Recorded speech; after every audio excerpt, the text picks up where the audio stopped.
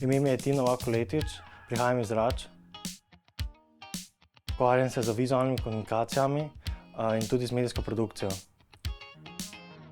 Na akademiji študiram 3D animacije.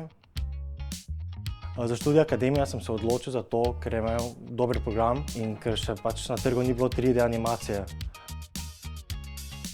Spremembo pri sebi opažam, da sem bolj praktičen, bolj hiter, seveda, ker je več praktičnega dela. Sodelujem bolj v ekipi, bolj učinkovito, bolj praktično.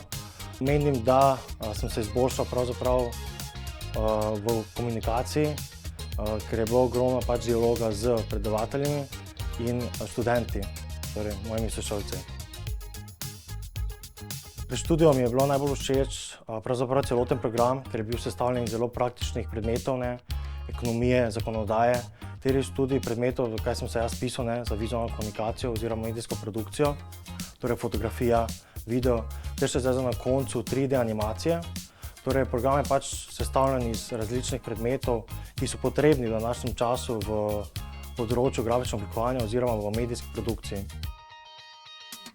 Tako je, prakso sem delal z Erasmus Plus programom. Akademija ima zelo dober program s tem, ker je povezana z ogromno inštitucij v tujini. Prakso sem delal torej z Erasmus Plus v Samoboru na Hrvaškem. Sem tudi imel finančno podporo od Evropske unije. Imel sem pa srečo zaradi tega, ker so ljudje tam bili zelo prijazni ter zelo praktični iz tega vidika, da so mi podali informacije, ki še jih nisem imel.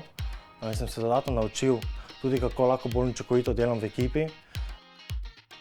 Po diplomiranju se vidim, da grem v Prago dalje študirati grafično oblikovanje, kjer pričakujem, da bom si še znanje dodatno razvil na tem področju.